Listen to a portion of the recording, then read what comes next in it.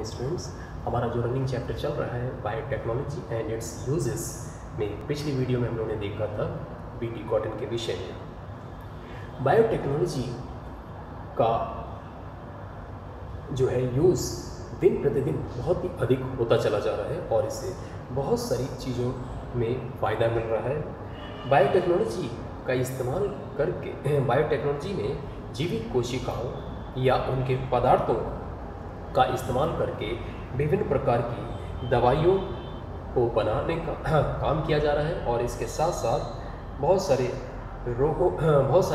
Product जो है वो भी तैयार किए जा रहे हैं और इसके साथ साथ ह्यूमन बींग्स के अंदर जो डिजीज़ हैं उनको कंट्रोल करने में बायोटेक्नोलॉजी जो है वो एक रोल प्ले कर रहा है। कहना चाहिए कि बहुत ही इम्पॉर्टेंट रोल प्ले कर रहा है। तो हमारा जो नेक्स्ट टॉपिक है वो है बायोटेक्नोलॉजिकल एप्लीकेशंस इन मेडिसिन। चिकित्सा के क्षेत्र में बायोटेक्नोलॉजी का क्या इस्तेमाल होता है, इस वीडियो में हम लोग देखेंगे। बायोटेक्नोलॉजी का इस्तेमाल करके स्वास्थ्य सुरक्षा के क्षेत्र में एक बड़ा प्रभाव पड़ा है। इसके द्वारा लार्ज अमाउंट में सक्रिय मेडिसिन तैयार की जा रही हैं। अभी तक पूरे संसार की अगर हम बात करते हैं तो लगभग 30 चिकित्सकीय रिकॉम्बिनेंट 30 रिकॉम्बिनेंट थेराप्यूटिक ड्रग्स तैयार किए जा चुके हैं, जिसमें से कि 12 जो है वो इंडिया में मार्केट में लॉन्च हो चुके हैं। ना हमारा जो अगला टॉपिक है वो है जेनेटिकली इंजीनियर्ड इंसुलिन। इंसुलिन का हम जानते हैं कि हमारी बॉडी में क्या रोल होता है। इंसुलिन जो है वो ग्लूकोज के एक्सेस अमाउंट को कम कर देता है, जिससे कि डायबिटीज़ रोग नहीं हो पाता है।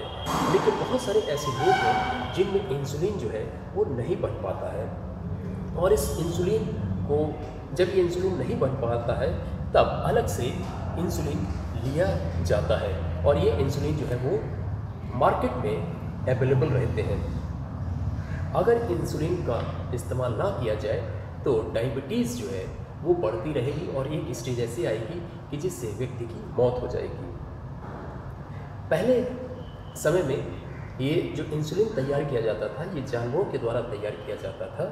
जानवरों को मारकर उनसे इंसुलिन निकाला जाता था उनके पैनक्रियाज से, और जो ऐसे पेशेंट होते थे ह्यूमन बीइंग जिनके के अंदर इंसुलिन नहीं बन पाता था उनके अंदर ये इंसर्ट किया जाता था। लेकिन इसका इस्तेमाल जब हुआ तो पता चला कि बहुत सारे लोगों को स्किन प्रॉब्लम होने लगी, बहुत सारे लोगों को एलर्जी होने लगी। इस वजह से जानवरों से निकाला गया इंसुलिन पूरी तरीके से ठीक नहीं है ये कहा जा सकता है। उसके बाद में ये उन ह्यूमन बीइंग्स के डीएनए से इंसुलिन तैयार किया जाने लगा जिनमें इंसुलिन बनता है और उनको इंसर्ट किया जाता है जिनमें इंसुलिन नहीं बनता है। इसको हम थोड़ा सा डिटेल में देखेंगे। इंसुलिन में 2 छोटी पॉलीपेप्टाइड चेन होती है जिनको कि ए और बी कहते हैं।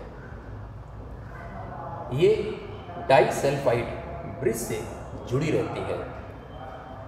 मैमल्स के साथ साथ ह्यूमन बीइंग्स में भी प्रोहार्मोन सिंथेसाइज्ड होता है जिसमें अधिक फैलाव होता है। इसे पेप्टाइड सी कहते हैं।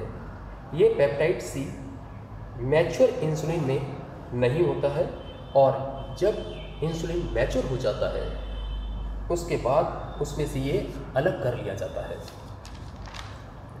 1983 में एली लिली एक अमेरिकन कंपनी है जिसने 2 डीएनए सीक्वेंसेस को तैयार किया जो ह्यूमन बीइंग की चेन ए और बी की तरह होती है, जिसको ई कोलाई, और ई कोलाई क्या है हम जानते हैं, इस्रीशिया कोलाई बैक्टीरिया है इस बैक्टीरिया के प्लाज्मिड में प्रवेश कराकर इंसुलिन चेन का प्रोडक्शन किया गया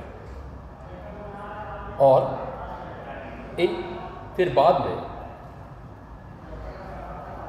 बाद में इसे सेपरेट चेन्स ए और बी को निकालकर डाइसल्फाइड बॉन्ड बनाकर आपस में जोड़कर इंसुलिन का निर्माण किया गया।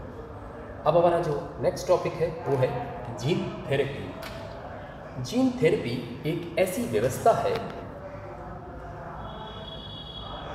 जिसके द्वारा किसी चाइल्ड या एम्ब्रियो, और हिंदी में इसको कहते हैं भ्रूण, के खराब जीन को जांचकर सही करने का एक प्रयास है।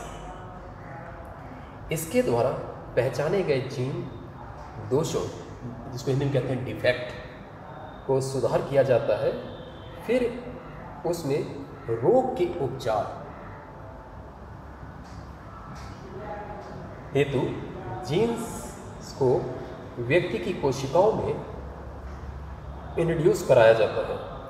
जेनेटिक डिफेक्ट सेल्स के ट्रीटमेंट के लिए नॉर्मल जीन को इंडिविजुअल या एम्ब्रियो में ट्रांसफ़र करते हैं, जिससे नॉन फंक्शनल जीन की भरपूरी कर उसके फंक्शन को पूरा कराते हैं। जीन थेरेपी सबसे पहले 1990 में एक 4 साल की लड़की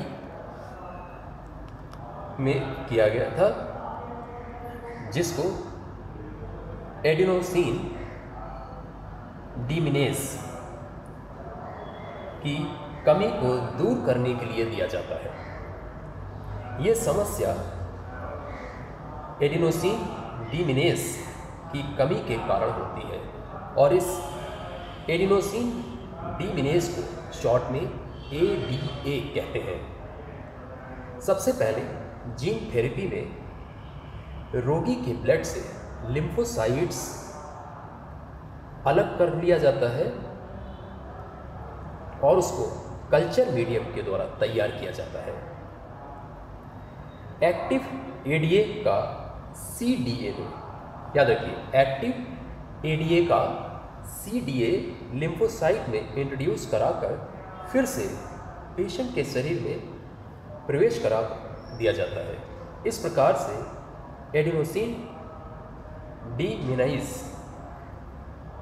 को ठीक किया जाता है। आज के वीडियो में हम लोग इतना ही देखेंगे। नेक्स्ट वीडियो में हम लोग कुछ और चीज़ों को देखेंगे। Thank you.